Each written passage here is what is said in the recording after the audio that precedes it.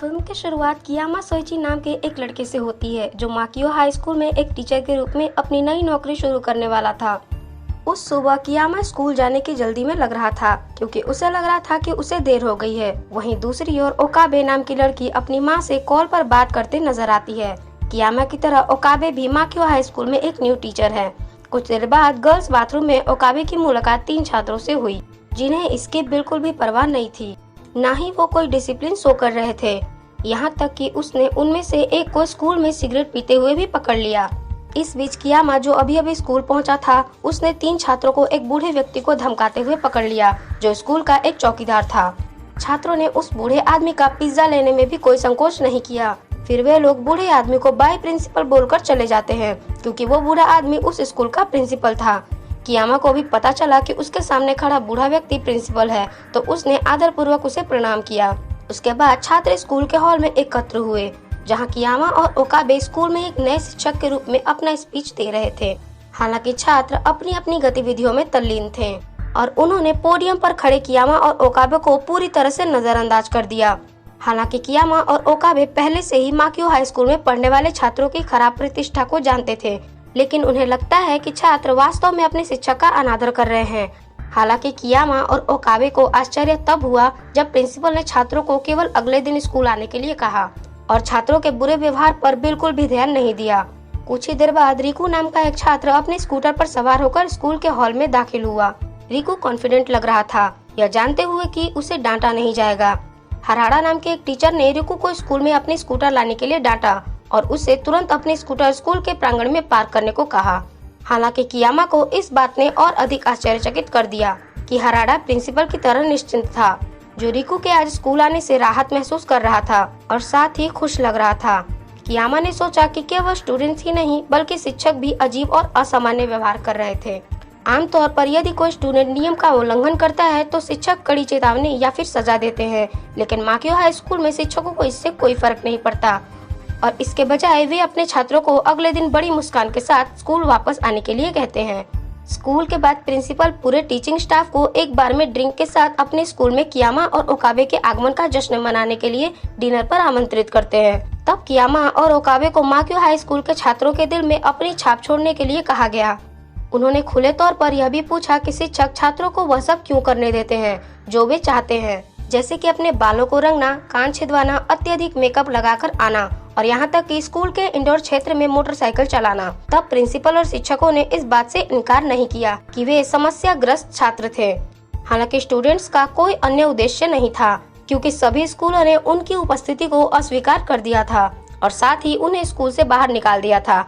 यदि माकियो high school अन्य स्कूलों की तरह सख्त नियम लागू करता है तो वे छात्र अब स्कूल नहीं आएंगे और उनका कोई अन्य उद्देश्य नहीं होगा। यामनो नाम के एक शिक्षक ने कियामा और ओकाबे को बताया कि स्कूल में कई छात्र गरीब परिवार से आते हैं और उन्हें परिवार की अर्थव्यवस्था में मदद करने के लिए कड़ी मेहनत करनी पड़ती है। इसलिए माकियो हाई स्कूल में प्रिंसिपल केवल एक ही नियम लागू करते हैं कि बस उन्हें रोज स्कूल आना है और वे स्कूल में कुछ भी करने के लिए स्वतंत्र है। इसके बाद प्रिंसिपल ने कियामा और ओकाबे को अपने तरीके से काम करने और छात्रों से परिचित होने का प्रयास करने के लिए कहा ताकि वे समस्याग्रस्त छात्रों के सामने आने वाली स्थिति को समझ सके, क्योंकि ये सारे स्टूडेंट मेंटली और इमोशनली बहुत ही वीक थे। अब अगले दिन कियामा ने आराम कर रहे 3 छात्रों का अभिवादन करके वही करने की कोशिश की जो प्रिंसिपल ने कहा था। हालांकि वे उसे नहीं पहचानते थे क्योंकि उन्होंने उस दिन उसके स्पीच पर ध्यान नहीं दिया। इसलिए कियामा ने खुद को स्कूल में नए जिम व खेल शिक्षक के रूप में पेश किया। इसके बाद कियामा ने उन तीनों को जिम सीखने व स्कूल के स्पोर्ट्स में भाग लेने के लिए कहा। हालांकि काकेरू नाम के एक छात्र ने कहा कि उसे खेल की शिक्षा पसंद नहीं है। उसके बाद कियामा ने रिकू से मुलाकात की और दोस्ताना तरीके से उसका स्वागत किया। हालांकि रिकू ने स्पष्ट रूप से कियामा को नहीं पहचाना और उसे इग्नोर करके चला गया। दूसरी ओर ओकाबे जो क्लासरूम में अंग्रेजी पढ़ा रही थी, वो इस बात से नाराज हो रही थी कि लड़कियों ने लेसन पर गंभीरता से ध्यान नहीं दिया। जब उसने उन्हें डांटा तो मिसाकी नाम की छात्रा वैसे ही क्लास छोड़कर चली गई। मिसाकी के दोस्तों ने ओकाबे को बताया कि मिसाकी को आज सुबह से उल्टी महसूस हो रही है और उन्होंने ओकाबे से उसकी जांच करने के लिए कहा। तब ओकाबे ने मिसाकी को देखा जो स्कूल के बाथरूम में थी और तब वह आश्चर्यचकित रह गई जब उसे कूड़े में प्रेगनेंसी चेकिंग किट मिला और उसे पता चला कि ये किट मिसाकी का था। ओकाबे ने तुरंत किट लिया और उसे वाइस प्रिंसिपल हराड़ा को सौंप दिया। इसके बाद हराडा ने ओकाबे से मिसाकी की मदद करने और समस्या से निपटने के लिए कहा। इस बीच स्पोर्ट्स टाइम के दौरान काकेरू को ग्राउंड के किनारे पर बैठे देखा गया। इसके बाद कियामा उसके पास आया और उसे स्पोर्ट्स के ट्रेनिंग में शामिल होने के लिए कहा, लेकिन तभी कियामा को बास्केटबॉल थ्रो से चोट लग जाती है। बात यहीं नहीं रुकी, छात्रों ने कियामा के साथ उसके जूते चिपकाने का भी मजाक किया, जिससे वह नीचे गिर गया और उसके सिर पर चोट लग गई और उसे बहुत गुस्सा आया, पर उसने अपने आप को कंट्रोल किया। दूसरी ओर ओकाबे की मुलाकात मिसाकी से होती है, जो बाथरूम में धूम्रपान कर रही थी। तब ओकाबे उसे डांटती है कि धूम्रपान बच्चे के स्वास्थ्य के लिए अच्छा नहीं है। मिसाकी को ओकाबे की बात सुनकर आश्चर्य हुआ और तब ओकाबे ने उसे उसकी सारी परेशानियों के बारे में बताने को कहा। तब मिसाकी ने ओकाबे को वॉशरूम में जाने के लिए कहा और तर्क दिया कि वह किसी से बात करने में सहज नहीं है जब तक कोई उसका चेहरा देख रहा है। तब यह सोचकर कि मिसाकी सचमुच उसे सब कुछ बताएगी, ओकाबे ने मिसाकी की बात मान ली। लेकिन जाहिर तौर पर मिसाकी ने ओकाबे को वॉशरूम में बंद कर दिया और उस पर पानी फेंक दिया। तब इस चीज से ओकाबे काफी नाराज दिखी। इधर कियामा ने स्टूडेंट्स के रैश बिहेवियर से तंग आकर उसने अपना रिजाइन लेटर लिखा और उसे प्रिंसिपल को सौंपने ही वाला था कि तभी ओकाबे भीगते हुए वहां पर आई और उसने पूरे टीचिंग स्टाफ को इस इंसिडेंट के बारे में बताकर उसे किसी दूसरे स्कूल में भेजने को कहा, क्योंकि उसे भी स्टूडेंट्स के रश बिहेवियर पसंद नहीं थे। तब हराडा और अन्य टीचर्स ने उसे बताया कि उन्हें भी छात्रों द्वारा कड़ी मजाक का सामना करना पड़ा था, लेकिन उन्होंने उसके बारे में कोई एक्शन नहीं लिया, क्योंकि छात्रों को अपनी अस्थिर भावनाओं के कारण उन समस्याओं को व्यक्त करने में कठिनाई हो सकती है जिनका वे सामना कर रहे हैं और बहुत कठिन दौर से गुजर रहे हैं। हराडा की ये सारी बातें सुनने के बाद कियामा और ओकाबे ने अंततः इस्तीफा देने का इरादा छोड़ दिया। उसके बाद हराडा ने कियामा को बताया कि जब वह मिडिल स्कूल में कार्यरत था तब काकेरू वास्तव में स्पोर्ट्स में बहुत अच्छा था, पर पता नहीं क्यों वो अचानक से स्पोर्ट्स से दूर हो गया। तब हराडा ने उसे गुप्त रूप से काकेरू की जासूसी करने के लिए कहा और उसकी सारी परेशानियों के बारे में पता लगाने के लिए कहा। तब स्कूल का छुट्टी के बाद वो उसका पीछा करने लगा। तब उसे पता चला कि काकेरू के 3 छोटे भाई बहन हैं और हर दिन उन्हें स्कूल से लाना पड़ता है। काकेरू का पीछा करते समय कियामा ने काकेरू की छोटी बहन को देखा जो बर्गर खरीदने के लिए रो रही थी।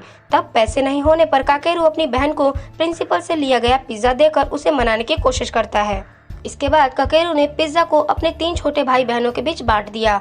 घर पहुंचकर काकेरू ने अपने 3 छोटे भाई बहनों के लिए अस्थायी भोजन सामग्री से खाना बनाया, क्योंकि काकेरू के पेरेंट्स इस दुनिया में नहीं थे और जब तक उसके भाई बहनों को भूख नहीं लगती थी तब तक वो भी खाना नहीं खाता था और पैसे बचाने के चक्कर में दिन भर भूखा रहता था।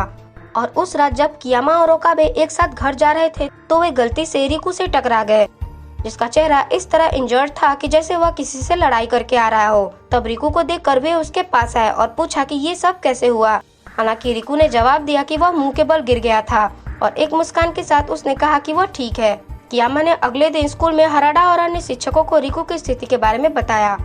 यह सुनकर शिक्षकों ने तुरंत सहानुभूतिपूर्वक कार्य किया और रिकू के प्रति अपनी चिंता व्यक्त की। इस बीच ओकाबे मिसाकी को देखती है। फिर से इस बार भी उसकी बातें सुनने के लिए ओकाबे वॉशरूम में जाने को भी तैयार थी। तब मिसाकी उससे बात करती है।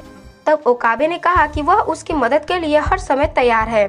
इतना ही नहीं बल्कि जब मिसाकी ने कहा कि वे बच्चे को जन्म देना चाहती है तो उसने मिसाकी के साथ डॉक्टर के पास जाने की भी पेशकश की।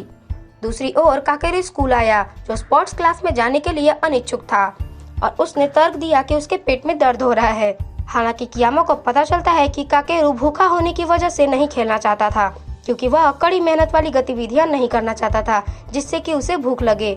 तब यह जानकर कियामा ने काकेरू को वही बर्गर खरीद के दिया जो वो पैसे ना होने की वजह से अपनी बहन के लिए नहीं खरीद पाया था, पर खाने के बजाय काकेरू ने इसे फेंक दिया। कियामा ने उसे उठाया और खाना बर्बाद न करने की बात कहते हुए फिर से बर्गर काकेरू को दे दी और वहाँ से चला गया। तब काकेरू इसे रोते हुए खाने लगा और काफी इमोशनल भी हो जाता है और यह सब चीजें रिकू देख लेता है, जो उसे बिल्कुल भी पसंद नहीं आई। इसके बाद रिकू नाम की एक महिला टीचर ने कियामा को बताया कि ब्लैक बोर्ड पर कियामा का जिक्र करते हुए कुछ लिखा गया है। तब कियामा वहाँ पहुँचता है और वह ब्लैक बोर्ड पर देखता है जिसमें लिखा था कि वह किसी भी भूखे स्टूडेंट को बर्गर देगा। तब कियामा को उन छात्रों ने घेर लिया जिन्हें भूख लगी थी और उन लोगों को बर्गर देने के लिए कहा, पर किसी तरह कियामा वहाँ से भाग जाता है। तब स्कूल के बाद रिकू कियामा से मिलता है और उसे पाखंडी कहता है और वह ऐसे लोगों से सबसे ज्यादा नफरत करता है। साथ ही वो बताता है कि ब्लैक बोर्ड पर सारी चीजें उसने ही लिखी थी, क्योंकि अगर वो एक भूखे लड़के को बर्गर दे सकता है तो सारे भूखे स्टूडेंट को उसे बर्गर देना चाहिए। इसके बाद रिकू घर आया तो उसने अपनी माँ को नशे की हालत में पाया और घर अस्त व्यस्त था। रिकू अपनी माँ को बहुत अधिक शराब पीने से रोकने की कोशिश करता है, लेकिन उसकी माँ उसे घर से बाहर निकाल देती है। रात बिताने के लिए कोई जगह नहीं होने के कारण उसने पार्क की एक बेंच पर सोने का फैसला किया। अगले दिन स्कूल को फोन आता है कि रिकू का वॉलेट पार्क में पाया गया है और उस दिन रिकू स्कूल नहीं गया था, इसलिए टीचर्स उसे उसके वॉलेट के बारे में नहीं बता सके। तब कियामा ने उसका बटुआ लौटाने की पहल की। हालांकि रिकू के घर के सामने पहुंचने पर कियामा ने रिकू को देखा, जो एक इंजर्ड हुए चेहरे के साथ घर से बाहर आया था। यह महसूस करते हुए कि रिकू के साथ दुर्व्यवहार किया गया है, कियामा उसके माता पिता से मिलने के लिए घर में जबरदस्ती घुस गया और वो उसकी माँ और घर में पड़े अस्त व्यस्त सामान को देखकर सब कुछ समझ गया और उसे सब कुछ सच बताने के लिए कहा। लेकिन रिकू ने यह तर्क दिया कि वह बस गिर गया था और उसकी माँ ने उसके साथ कुछ भी नहीं किया। तब कियामा रिकू को पार्क में ले गया और उससे पूछा कि वह उसे बताए कि वास्तव में हुआ क्या था।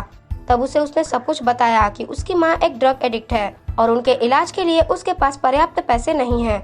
फिर उसके बाद कियामा ने उसे एक रेस्टोरेंट में रेमन नूडल्स खिलाने के लिए इनवाइट किया और उनके बीच काफी अच्छी बातचीत हुई और कियामा रिकू के साथ अपना बॉन्डिंग बनाने में सफल हो जाता है। बाद में घर पहुंचकर रिकू अपनी माँ को बताया कि उसके टीचर ने उसे रेमन नूडल्स खिलाया है और उसने अपनी माँ से कहा कि जब उसके जॉब की पहली सैलरी जब उसे मिलेगी तब वह भी उनको रेमन नूडल्स खिलाने के लिए ले जाएगा। तब उसकी माँ अंदर ही अंदर खुश होती है। हालांकि उसकी माँ ने कहा कि उसके टीचर उसका ठीक से देखभाल न करने के लिए उसे ही दोषी बताएंगे और इसलिए उसे अपने टीचर के साथ नहीं जाना चाहिए था। घटना के कुछ समय बीतने के बाद कियामा को खबर मिली कि रिकू की माँ ने सुसाइड कर लिया है। रिकू बहुत दुखी और तबाह लग रहा था क्योंकि उसने अपना एकमात्र परिवार खो दिया है। तब उससे मिलने कियामा भी हॉस्पिटल आता है। फिर रिकू अपने सेलफोन पर अपनी माँ का आखिरी संदेश पढ़ता है, जिसमें उसकी माँ उसके प्रति क्रूर माँ होने और हमेशा उसे त्यागने और घर से बाहर निकालने के लिए माफी मांगती है। तब इसे देखकर रिकू काफी इमोशनल होता है और उसके साथ कियामा भी। दूसरी ओर कियामा को बहुत आश्चर्य हुआ जब उसे पता चला कि रिकू स्कूल बदल देगा, क्योंकि वह अपनी माँ के मरने के बाद शहर के बाहर अपनी चाची के साथ रहेगा। इसके बाद कियामा ने रिकू से मुलाकात की और उसे अपना सामान पैक करने में मदद की। उसके बाद उसने रिकू से माफी मांगी। जब उसे वास्तव में मदद की जरूरत थी तब वह उसकी मदद नहीं कर सका, लेकिन रिकू को इससे कोई आपत्ति नहीं है और वह कियामा को अधिक देखभाल करने वाला विचारशील होने के लिए कहता है, क्योंकि उनके स्कूल में कई छात्र हैं जो उससे कहीं अधिक विकट परिस्थितियों में हैं और उन्हें भी मदद की जरूरत है। दूसरी ओर माकियो हाई स्कूल में एक नई टीचर ताचिवाना कुमिको नाम की एक महिला आती है जो लाइब्रेरियन बनती है। कुमिको छात्रों के कल्याण के लिए लाइब्रेरी के लेआउट को फिर से सजाकर और साथ ही वहां पर कैंटीन की भी व्यवस्था करके और स्टूडेंट को फ्री बर्गर और अन्य सारे डिशेस देकर पुस्तकालय को पुनर्जीवित करने का सफल प्रयास करती है। नए सेमेस्टर की शुरुआत में प्रवेश करते हुए कियामा को अंततः काकेरू के क्लास में क्लास टीचर के रूप में नियुक्त किया गया। फिर उन्होंने अपने छात्रों से भविष्य में वो कौन सा कैरियर बनाना चाहते हैं इसके बारे में एक फॉर्म भरने को कहा। हालांकि कुछ छात्रों ने ऐसा नहीं किया और उन्होंने फॉर्म में कुछ भी नहीं लिखा या इसे लापरवाही से नहीं भरा। हराडा ने तब कियामा को बताया कि माकियो हाई स्कूल में पढ़ने वाले अधिकांश छात्र अपने परिवार की अर्थव्यवस्था में मदद करने के लिए बहुत सारे पार्ट टाइम जॉब करते हैं। वे अपने सपनों को हासिल करने और मनचाहा कैरियर बनाने के बारे में कभी नहीं सोचते हैं, क्योंकि परिवार की आर्थिक स्थितियां उनको उसकी अनुमति नहीं देती। कुमिको से थोड़ी सलाह और दिशा निर्देश प्राप्त करने के बाद कियामा ने अपनी कक्षा में छात्रों के लिए एक कैरियर एडवाइस सेशन आयोजित किया। प्रारंभ में छात्र एडवाइस सेशन में भाग लेने के लिए अनिच्छुक थे, लेकिन कियामा ने उन्हें मनाने की बहुत कोशिश की, इसलिए छात्र पिघल गए। काकेरू इस सेशन के लिए जाने वाला पहला छात्र है जिसने कियामा को बताया कि वह अधिक पैसा कमाने के लिए स्कूल से ग्रेजुएट होने के बाद कोई फुल टाइम जॉब करना चाहता है, क्योंकि इस समय वो अपने रेस्टोरेंट में बर्तन धोने का काम करता है। और क्योंकि काकेरू खाना पकाने में अच्छा है, इसलिए कियामा ने उसे सुझाव दिया कि वह अपने रेस्टोरेंट में शेफ बनने की कोशिश करे, जिससे उसकी इनकम काफी ज्यादा हो सके और वो अपने भाई बहन को अच्छा फ्यूचर दे सके। इसके बाद लुलू और हिमेकी नाम की दो लड़कियां उस सेशन में भाग लेती हैं और कियामा को अपने संबंधित सपनों के कैरियर के बारे में बताती हैं, जहां लुलू एक ब्यूटिशियन बनना चाहती है जबकि हिमेकी एक चाइल्ड केयरर बनना चाहती है।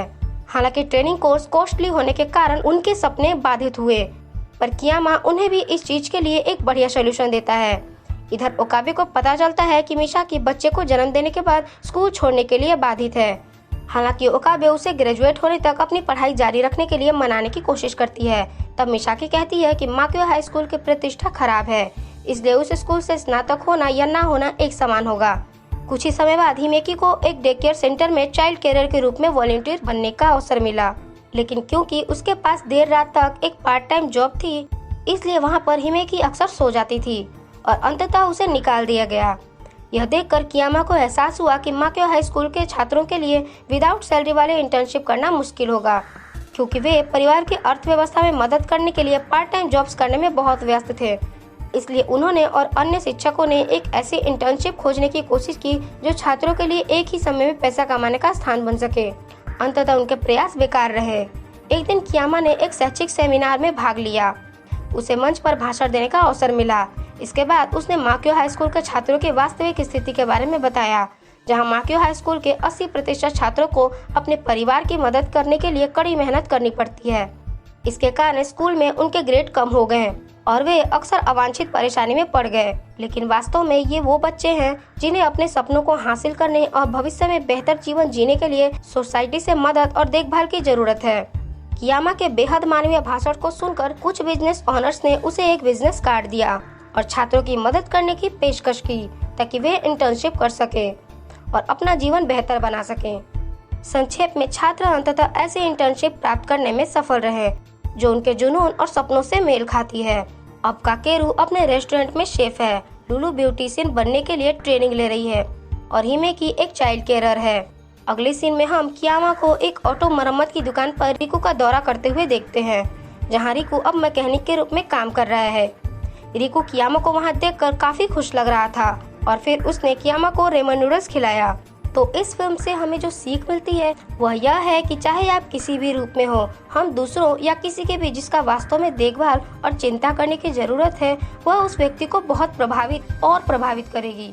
इस फिल्म के माध्यम से हमें ऐसे शिक्षक दिखाए जाते हैं जो वास्तव में छात्रों की स्थिति को समझते हैं और इस चीज को स्वीकार करते हैं और उनकी गलतियों पर पनिश करने के बजाय उनकी मदद करते हैं, जो अंततः छात्रों को अपने लक्ष्यों को प्राप्त करने और अपने सपनों को साकार करने में अधिक आश्वस्त बनाता है, भले ही वे गरीब परिवार से आते हों।